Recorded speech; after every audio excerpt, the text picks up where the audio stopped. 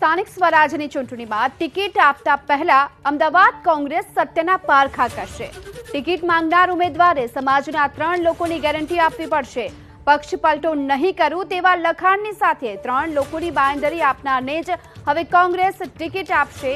અને પક્ષ પલટાની ઘટનાઓથી કંટાળેલી કોંગ્રેસે સામાજિક આગેવાનોની ગેરંટીનો વિકલ્પ શોધ્યો છે।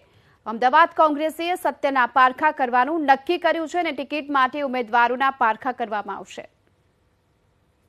સ્થાનિક સ્વરાજ્યની ચૂંટણી નજીક આવી રહી છે ત્યારે કોંગ્રેસ હવે ઉમેદવાર પસંદગીની પ્રક્રિયા શરૂ કરી છે। અમદાવાદ જિલ્લામાં કઈ રીતના ઉમેદવારોની પસંદગી કરવામાં આવી રહી છે અથવા તો કયા મુદ્દા ધ્યાનમાં રાખી અને ઉમેદવાર નક્કી કરવાના છે તે અંગે વાત કરીએ અમદાવાદ જિલ્લા કોંગ્રેસના પ્રમુખ પંકજસિંહ સાથે। પંકજસિંહ, ઉમેદવાર પસંદ કરશો, કઈ બાબતો ખાસ ધ્યાન રાખશો?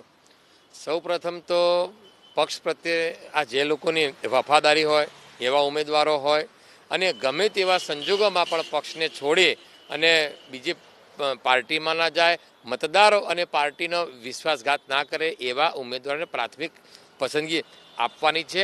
સાથે સાથે જીતે એવા ઉમેદવાર હોય, મજબૂત હોય, જ્ઞાતિ સમીકરણમાં સેટ થશે, તમામ સમાજોને સાથે રાખી અને એક તમામ સમાજનું સંતુલન જળવાય તે રીતે અમદાવાદ જિલ્લા પંચાયત અને અમદાવાદ જિલ્લામાં આવતી તમામ તાલુકા પંચાયત અને 2 નગરપાલિકાની અંદર અમે એ રીતે આયોજન અમારા આ પ્રદેશની જે સૂચના મળી છે તે પ્રમાણે સૌ પ્રથમ અમારે પક્ષને વફાદાર રહે તેવા ઉમેદવારોની અમારે એ પસંદગી છે કરવાની। પંકજસિંહ, ચૂંટણી જીત્યા પછી કેટલાય લોકો જતા રહે છે તો એ તમને ખ્યાલ કેવી રીતે આવશે? અત્યારે તો ટિકિટ માટે કહી દેશે કે હા અમે નહીં જઈએ।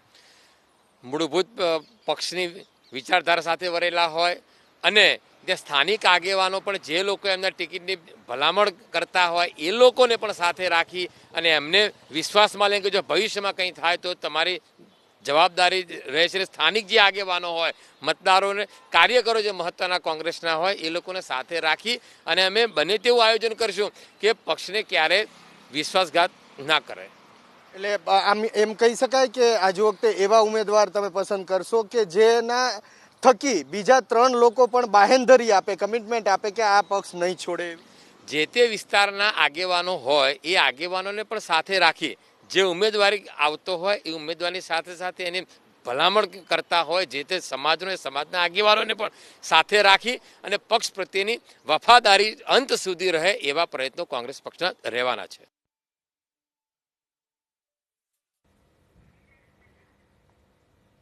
તો કોંગ્રેસ હવે જે ઉમેદવારો છે તેમને ટિકિટ આપતા પહેલા સત્યના પારખા કરશે અને તેમની પાસેથી બાહેંધરી પણ લેવામાં આવશે કે પક્ષ પલટો નહીં કરે।